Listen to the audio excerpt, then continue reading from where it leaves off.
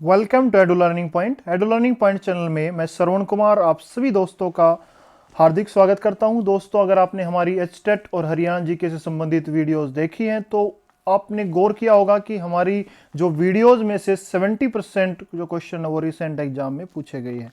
तो कुछ दोस्तों की रिक्वेस्ट पर हम आपके लिए सोशल साइंस से संबंधित एक नई वीडियो शुरू कर रहे हैं जो आपके आने वाले सीबीएसई सीटेट और विभिन्न टेट एग्जाम के लिए बहुत ही लाभकारी साबित होने वाली है। तो चलिए शुरू करते हैं। मानव का इतिहास। अगर आप हमारे चैनल से नए जुड़े हैं तो हमारे चैनल को सब्सक्राइब करना बिल्कुल भी न भूलें और बेल आइकन जरूर दबाएं जिससे आने वाली वीडियो की नोटिफिकेशन आपको तुरंत मिल जाए। तो मानव का इतिहास, आप देखते हैं कि मानव आज 21वीं सदी में है और विभिन्न तरह की जो तकनीकी विकास के साथ साथ उसका जो बौद्धिक विकास भी हो, तो इस विकास की जो शुरुआत है वो कहाँ से हुई, तो हम क्या करते हैं मानव का इतिहास विषय से हम आज उसको शुरू करते हैं और हम आपको बेसिक से लेकर और एडवांस लेवल तक वो पूरी तरह से समझाएंगे। तो चलिए, जो मानव के इतिहास को 3 भागों में बांटा जा सकता है। कौन कौन से वे भाग हैं? पहला देखिए पुरापाषाण काल, जिसमें 20 लाख से पहले 12,000 वर्ष पूर्व तक ये समय अवधि आती है।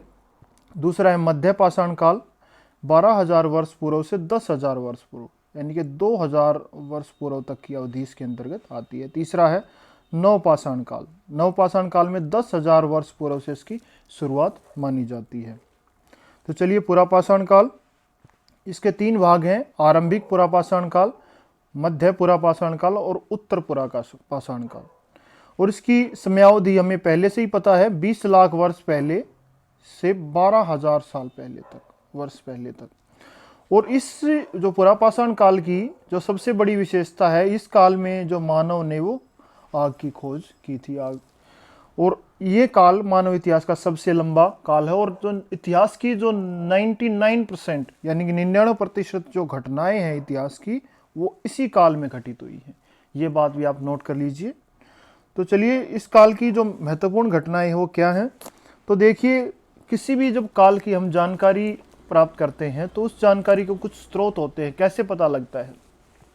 तो आपने गौर किया होगा, विभिन्न एनसीईआरटी के एग्जाम बुक में भी ये दिया गया है कि उस समय जो मानव की क्या थी, वो कोई भाषा नहीं थी, कोई जो मानक भाषा नहीं थी। ठीक है, तो उस समय के स्रोत का हमें कैसा पता लगे? क्योंकि भाषा ही किसी भी इतिहास का ज्ञान करने के लिए सबसे प्रमुख साधन होता है। तो कैसे पता लगता है? पत्थरों से और लकड़ियों से और हड्डियों के औजार से। हड्डियों से उन्होंने, जो जानवरों की हड्डियों से उन्होंने जो औजार बनाए थे, उनसे हमें पता लगता है। वो पत्थर कैसे थे? छोटे थे, बड़े थे, ठीक है, खुरदरे थे, चिकने थे या नुकीले थे। ठीक है, इन तरफ जो पत्थरों की जो अलग अलग क्वालिटीज़ हैं, उनसे हमें उस आरंभिक मानव के जो विकास का जो क्रम पता लगता है। तो अब जो आरंभिक जो मानव रहता था, तो वो कहाँ पर रहता था? तो उसके रहने के कुछ प्रमाण मिले हैं। तो कहाँ से मिले हैं? तो सबसे पहले जो हमें प्रमाण मिले वो मध्य प्रदेश में जो नर्मदा नदी के पास एक भीमबेटका गुफा है। ठीक है, इस तरह ये भीमबेटका गुफा है, यहाँ पर हमें जो आरंभिक मानव के रहने के प्रमाण मिले। और दूसरा क्या है? कृष्णा नदी के पास हुसंगी नामक स्थान पर भी ये क्वेश्चन पूछा जाता है कि हुसंगी कहाँ पर है, तो ये कृष्णा नदी के पास में है। और दूसरा क्या? भीमबेटका, ये मध्य प्रदेश में है, नर्मदा नदी के पास। और एक चीज और आपने गौर की होगी कि जो जितनी भी जो नदी घाटी हैं उनके पास जो मानव है उसके रहने के प्रमाण हमें ज्यादा मिले हैं। जैसे हड़प्पा सभ्यता है, जैसे सिंधु घाटी सभ्यता के नाम से भी जाना जाता है। ठीक है, ऐसे ही जो विभिन्न नदियों के पास वो मानव सभ्यता का वो विकास हुआ है। क्यों? एक तो वहां पर क्या थी? वो उपजाऊ जमीन थी। दूसरा क्या है? वो जल की उपलब्धता थी। और तीसरा क्या है कि जहाँ पर जो नदी वगैरह बहती है वहाँ पर जो जलवायु क्या होती है, वो फसल उत्पादन के लिए वो सबसे बेहतर होती है। तो चलिए, ये देखिए दोस्तों, भीमबेटका यहाँ पर है। और दूसरा क्या था? वो हुसंगी। हुसंगी क्या है? ये कर्नाटक में है। तो चलिए नेक्स्ट स्लाइड की तरफ चलते हैं। शैल चित्र, जैसा कि इसके नाम से ही स्पष्ट है, जैसे बच्चे क्या करते हैं, शैल क्या होता है? पत्थर होता है। चित्र क्या होते हैं? चित्रकारी करना, चित्र बनाना। ठीक, जब हम पत्थरों से जब दीवारों पर क्या बनाते हैं, वो चित्र बनाते हैं, तो उसको क्या कहलाते हैं? वो शैल चित्र कहलाते हैं। ऐसे ही जो मानव था, आरंभिक मानव था, उसने क्या किया, गुफाओं की दीवारों पर वो चित्र बनाए, उनको शैल चित्र कहा जाता था। और शैल चित्र में उन्होंने क्या बनाया, जो मनुष्य अपने आसपास देखेगा वही चीजें बनाता है। जैसे आप देखेंगे कि छोटा बच्चा पत्थर उठा के क्या करता है, वो दीवार पर वो विभिन्न जो उसकी जो कल्पनाओं में जो चित्र होते हैं वो बनाता रहता है। तो ऐसे ही वो आरंभिक मानव का वो प्रवृत्ति थी। तो उन्होंने क्या किया, वो जंगली जानवर जो उन्होंने अपने आसपास देखे थे उन्हीं के चित्र उन्होंने अपनी चित्र उन्होंने गुफाओं पर बनाए हैं। और ये जो चित्र, शैल चित्र हमें कहाँ से मिले हैं, ये मध्य प्रदेश और दक्षिणी उत्तर प्रदेश की गुफाओं से मिले हैं। और शैल चित्र कुछ क्या करती, कुछ इस तरह की होती है। देखिए आप चित्र में, चित्र से अगर हम किसी चीज को देख लेते हैं तो उसको ज्यादा अच्छे ढंग से उसको विजुअलाइज कर पाते हैं और फिर उसे भूलते नहीं है। आग की खोज, तो पुरापाषाण काल में जो मानव ने क्या किया था, वो आग जलाना सबसे पहले सीखा था। और कृष्णा नदी के पास राख के अवशेष अगर हमें पूछा जाए हमारे सीटेट एग्जाम में कहाँ से मिले हैं, कृष्णा नदी के पास कुरनूल नामक स्थान से हमें राख के अवशेष मिले हैं। तो देखिए दोस्तों, ये कुरनूल इधर है। जैसे जैसे पुरापाषाण काल का जो समय है व्यतीत होता जा रहा था, बीतता जा रहा था, तो उसके साथ साथ हमारी जो जलवायु है उस जलवायु में भी परिवर्तन हमें देखने को मिलते हैं। तो इस काल को जो वैज्ञानिक है, हमारे इतिहासकार, उन्होंने क्या नाम दिया, उसे मध्यपाषाण काल का नाम दिया है। और मध्यपाषाण काल में हम देखते हैं कि वो क्या हुआ, जलवायु परिवर्तन के साथ वो गर्मी बढ़ने लगी और घास के मैदानों का विकास होने लग गया। जैसे जैसे घास के मैदानों का विकास होने लग गया तो जो घास खाने वाले जो जानवर हैं, घास खाने वाले जानवर हो, वो भी क्या, उनका भी वो अस्तित्व में वो आने लग गए। और जो मानव ने क्या किया, वो पौधों और जानवरों की देखभाल करनी उन्होंने शुरू कर दी थी। तो इतिहासकारों ने मानव द्वारा पौधों और पशुओं की देखभाल करने को बसने की प्रक्रिया, तो बसने की प्रक्रिया वो कब से शुरू हुई थी, वो मध्यपाषाण काल से शुरू हम मान सकते हैं। तो चलिए, तो इस काल में क्या है, जो मध्यपाषाण काल में जो मुख्य चीज क्या है, वो पर्यावरणीय बदलाव हमें देखने के लिए मिलते हैं। और आप देखेंगे, गौर करेंगे कि जो पुरापाषाण काल में जो मानव के जो औजार थे वो औसतन क्या थे, वो बड़े होते थे और वो नुकीले नहीं होते थे। तो इस काल में जो क्या है, वो औजार वो छोटे होने लग गए और वो नुकीले औजारों का वो निर्माण करने लग गया। तो इस समय पर जो मुख्यतः जो औजार थे मध्यपाषाण काल में, वो डंडियां, लकड़ी के मुट्ठे लगे हंसियां और आरी इस काल के प्रमुख औजार थे। और पुरापाषाण के औजार भी इस काल में पाए जाते हैं, मध्यपाषाण काल में। तो इसके साथ ही फिर नवपाषाण काल की शुरुआत होती है, इसे नया युग माना गया है। तो इसकी जो शुरुआत होती है वो लगभग 10,000 वर्ष पूर्व से इसकी शुरुआत मानी जाती है। तो क्या था कि ये बात भी आप गौर कीजिए, जो पुरापाषाण काल और मध्यपाषाण काल, इन दोनों युगों में जो मानव की जो प्रवृत्ति थी वो क्या थी, वो आखेटक खाद्य संग्राहक। क्या मतलब है इसका, आखेटक खाद्य संग्राहक का, कि वो अपने लिए जो शिकार करता था और उस शिकार को वो संग्रह रखता था, जिससे वो समय समय पर अपने खाने के लिए प्रयोग करता रहता था। और नवपाषाण तक आते आते क्या बन गया, वो शिकारी से उत्पादक बन चुका था। वो विभिन्न जो फसलों का वो उत्पादन करने लग गया था। उसने जो शिकारी की जो प्रवृत्ति थी उसको त्यागना शुरू कर दिया था। तो चलिए दोस्तों, खेती और पशुपालन की शुरुआत किस काल में मानी जाती है, वो नवपाषाण काल में मानी जाती है। तो कौन कौन सी जो फसलें हैं वो उगाई गई थी, ये बात भी आप गौर कीजिए। गेहूं, जौ और चावल, ये सभी फसलें वो नवपाषाण काल में उगाई गई थी। और सबसे पहले इस काल में जो पालतू जानवर बनाया गया था वो कौन सा था, वो कुत्ता था। कुत्ते को जो मानव ने पालतू जानवर बनाया था। और इसके साथ साथ उन्होंने क्या किया, फिर भेड़, बकरी, गाय, बैल और सूअर आदि जानवरों को भी पालतू बनाना शुरू कर दिया। वो अपने जो कार्य के लिए, उद्देश्य के लिए इनका प्रयोग करने लग गया। जो नर्मदा नदी के पास कई लाख वर्षों पहले ही लोगों ने बसना शुरू कर दिया था। ये लोग कुशल शिकारी थे और आसपास के जंगलों से वन संपदा एकत्रित करके अपना निर्वाह करते थे। तो सभी दोस्तों ने इस चीज का गौर किया होगा, नर्मदा नदी, जो विभिन्न नदी घाटी हैं, उन्हीं में जो लोगों की जो बसने की प्रक्रिया हुई, वहीं पर जो बस्तियों का निर्माण हुआ है। अपने जो प्राचीन काल में गौर भी किया होगा कि जितने भी जो औद्योगिक जो नगर हैं, बड़ी बड़ी बस्तियां हैं, वो विभिन्न नदियों के किनारे वो बसे हुए हैं। क्यों बसे हुए हैं, ये मानव की जो प्रवृत्ति है कि उसको जो चीजें सहज सुलभ जहां पर हो जाती है वो वहीं पर बसना शुरू कर देता है। तो नदी के आसपास की जो मिट्टी थी वो उपजाऊ थी, और दूसरा वहां पर पानी की उपलब्धता होने के कारण वो विभिन्न जो फसलों का आसानी से उगा सकता था। तो उन नदी घाटियों के पास जो मानव सभ्यता का विकास होना शुरू हो गया। तो कृषि का जो विकास है वो 8000 वर्ष पूर्व ही हुआ है। ये बात भी आप गौर कीजिए, कृषि का विकास कब से शुरू हुआ है? 8000 वर्ष पूर्व। तो विकास कहाँ से शुरू हुआ है ये बात भी आप गौर कीजिएगा। सबसे पहले क्या है वो उत्तर पश्चिम में। उत्तर पश्चिम में कहाँ पर, ये बात भी आप गौर कीजिएगा, सुलेमान और किरधर पहाड़ियों में। और दूसरा है मध्य भारत में। मध्य भारत में कहाँ पर? वो विंध्य के उत्तर में स्थित क्षेत्रों में। तीसरा क्या? उत्तर पूर्व में, जिसको नॉर्थ ईस्ट एरिया के नाम से भी जाना जाता है। कहाँ पर? वो गारो पहाड़ियों में। और ये तीनों देखिए आप। दूसरा है किरथर पहाड़ियां, सुलेमान और किरथर पहाड़ियां दोस्तों।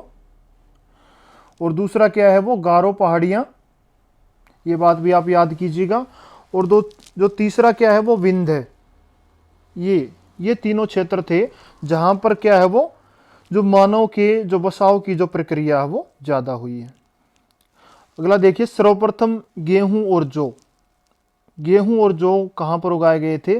जैसा कि हमने आपको बताया था, सुलेमान और किरथर पहाड़ियों में वो गेहूं और जौ उगाया गया था। और चावल की सबसे पहले खेती कहां पर की गई थी? वो विंध्य के उत्तर में स्थित क्षेत्रों में।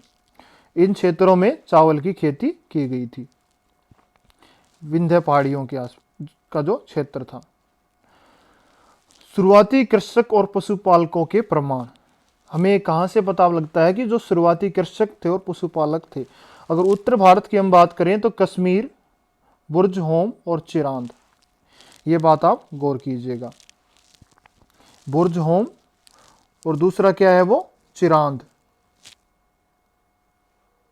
ये देखिएगा। और दो दक्षिणी भारत की अगर हम बात करें तो दक्षिण भारत में हल्लूर, पूर्वी भारत में दाओजली हेडिंग, और उत्तर पश्चिम में मेहरगढ़, और मध्य भारत में कोल्डी हवा और महागढ़ा। ये जो सभी क्षेत्र हैं यहां पर हमें उसके प्रमाण मिलते हैं। मेहरगढ़। तो चलिए, स्थायी जीवन। फिर जो नवपाषाण काल के साथ साथ में क्या हुआ? जो मानव ने स्थायी जीवन की ओर अपने जो कदम है वो बढ़ा दिए हैं। तो कुछ पुरातत्वविद थे, उन्हें पुरास्थलों पर क्या मिले हैं? वो झोपड़ियों और घरों के निशान यहाँ पर उन्हें मिलने को मिले हैं। और कश्मीर के जो बुर्ज होम में वो गर्तवास बनाते थे। गर्तवास किस लिए बनाते थे? क्योंकि जो कश्मीर है वो ठंडा इलाका है। ये बात भी आप गौर कीजिए दोस्तों, ठंडा इलाका है तो वो गर्तवास, मिट्टी के नीचे जो आवास बनाते थे, जिसको आजकल अंडरग्राउंड कहा जाता है। तो उसमें क्या था? वो बाहर के जो तापमान और अंदर के तापमान में वो अंतर पाया जाता था।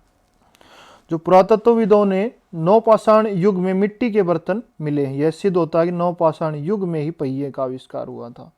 पहिए का आविष्कार किस युग में हुआ था? ये बात भी आप गौर कीजिएगा। बार बार आपके ये सीटेट और विभिन्न टेट एग्जाम में पूछा जाता है कि वो नवपाषाण काल में हुआ था। नवपाषाण युग में गेहूं, चावल, दलहन आहार का महत्वपूर्ण हिस्सा बन चुके थे। वो हमारे खाने पीने का महत्वपूर्ण हिस्सा थे। वो जो मेहरगढ़, देखिए मेहरगढ़ में जो चित्र बनाया गया है, ये प्राचीन चित्र लिया गया है। इसमें क्या था? वो घर का वो निर्माण कैसे करते थे? ठीक है, उसको 4 बराबर क्षेत्रों में उसको बांटा जाता था। तो इस तरह का जो घर का निर्माण वो किया जाता था। मेहरगढ़ का अगर सूक्ष्म हम निरीक्षण करते हैं तो मेहरगढ़ कहाँ पर है? ईरान जाने वाले सबसे महत्वपूर्ण रास्ते कहाँ पर? बोलन दर्रे। एक बोलन दर्रे है, ये जगह है ईरान के पास जाने वाले जो महत्वपूर्ण रास्ते के पास। क्या है? एक हरा भरा समतल स्थान था। मेहरगढ़ में जो बस्ती का आरंभ हुआ था, ये बात भी आप गौर कीजिए। जो कृषि का विकास के साथ साथ, कृषि का विकास कब से शुरू हुआ? 8000 वर्ष पूर्व।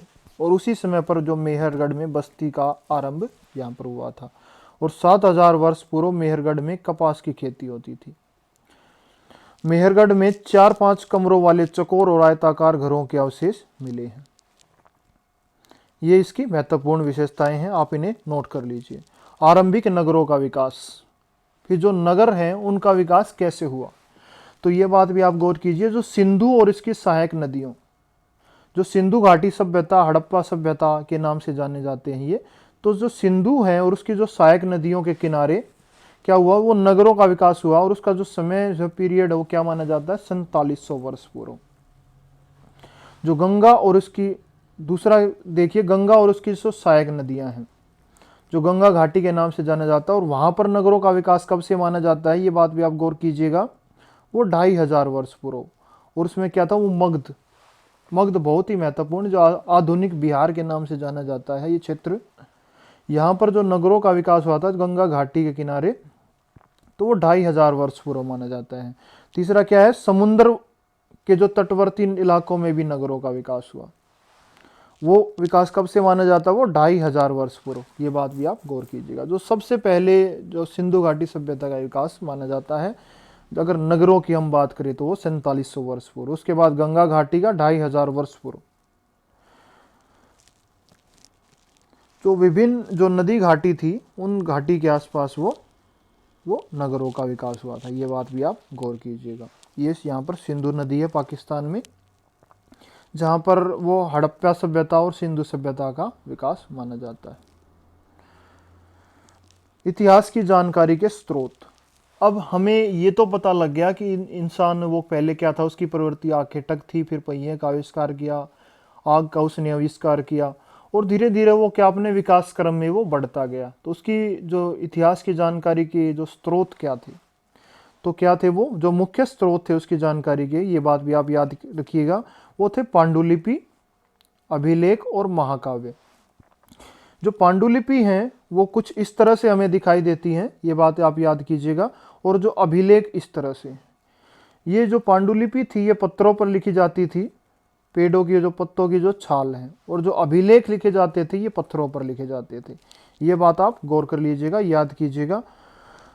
देखिए, पांडुलिपि भोजपत्रों और ताड़पत्रों पर हाथ से लिखी गई कृति को पांडुलिपि कहते हैं। पांडुलिपि, ये पूछा जा सकता है कि पांडुलिपि किसे कहा जाता है, या पांडुलिपि कहाँ पर लिखी जाती है, तो वो भोजपत्रों और ताड़पत्रों पर, किससे, हाथ से लिखी गई।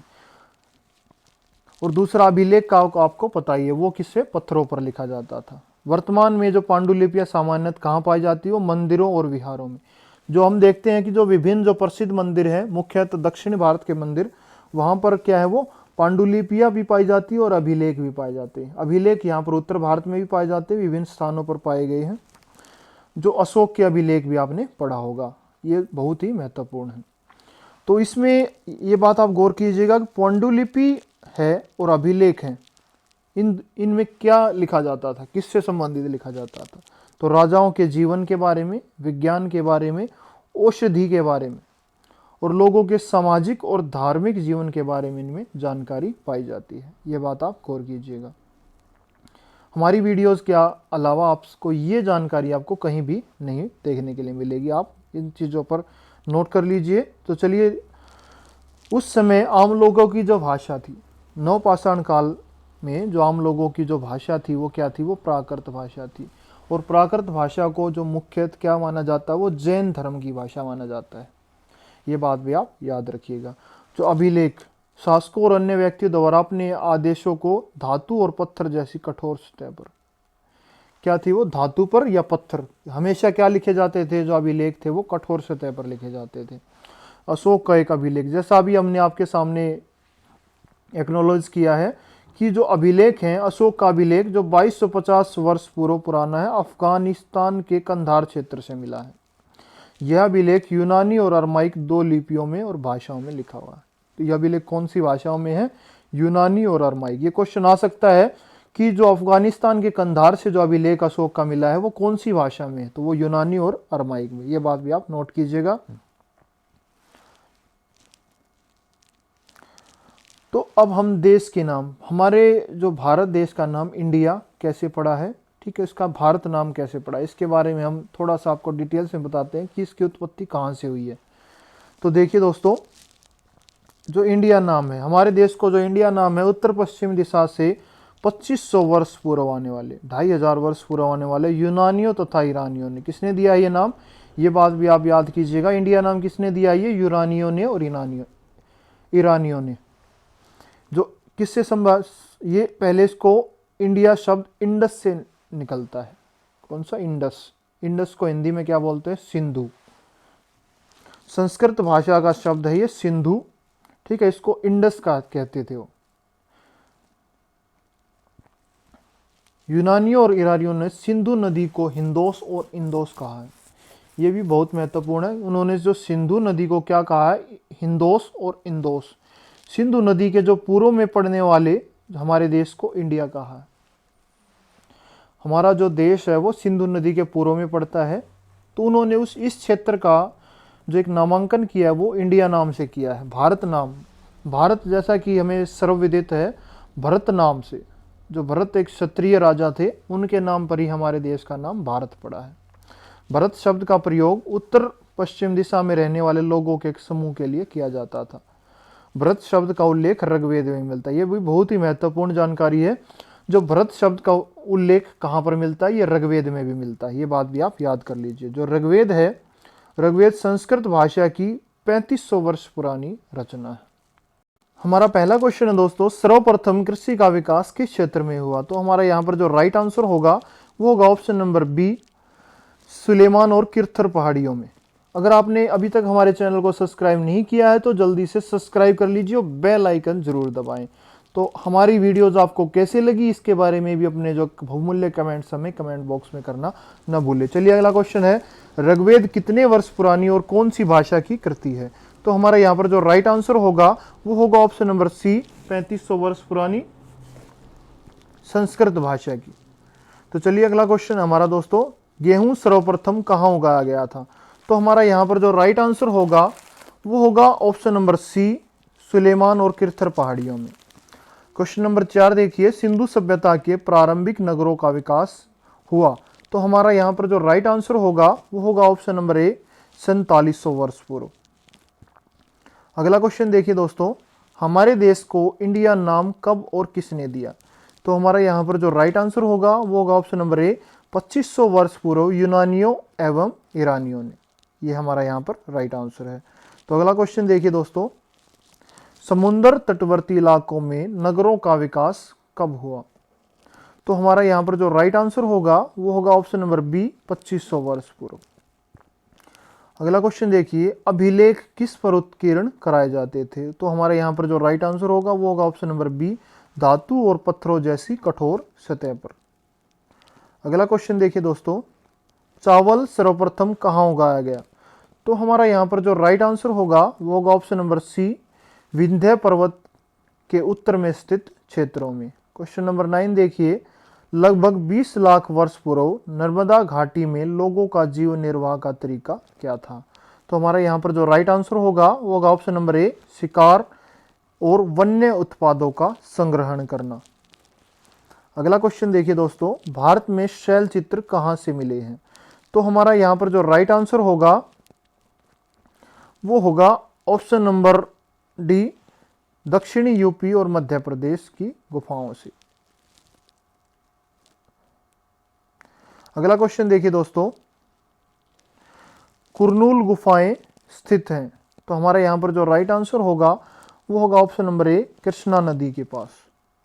अगला क्वेश्चन देखिए दोस्तों, मानव द्वारा सर्वप्रथम कौन सी फसलों को उगाया गया था? तो हमारा यहाँ पर जो राइट आंसर होगा वो होगा ऑप्शन नंबर सी, गेहूं, जौ और चावल। अगला क्वेश्चन देखिए दोस्तों, उत्तर पश्चिम भारत में शुरुआती कृषकों तथा पशुपालकों के प्रमाण कहाँ मिले हैं? तो हमारा यहाँ पर जो राइट आंसर होगा वो होगा ऑप्शन नंबर डी, मेहरगढ़। अगला क्वेश्चन देखिए, पहिए का आविष्कार किस युग में हुआ? तो हमारा यहाँ पर जो राइट आंसर होगा वो होगा ऑप्शन नंबर बी, नवपाषाण काल। अगला क्वेश्चन देखिए दोस्तों, आदि मानव द्वारा बसने की प्रक्रिया की शुरुआत कब की गई?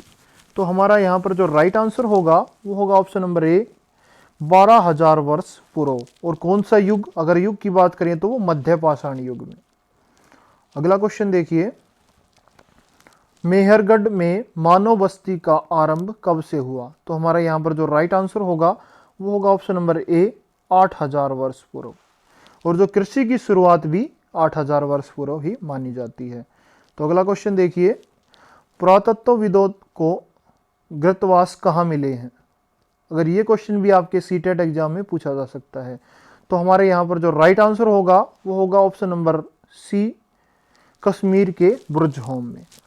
तो आपको हमारी ये वीडियोस कैसी लगी इसके बारे में आप हमें कमेंट बॉक्स में कमेंट करके भेज सकते हैं, और ज़्यादा से ज़्यादा हमारी वीडियोज़ को लाइक कीजिए और शेयर कीजिए। तो चलिए नेक्स्ट वीडियो में फिर आपसे मिलते हैं, तब तक के लिए धन्यवाद।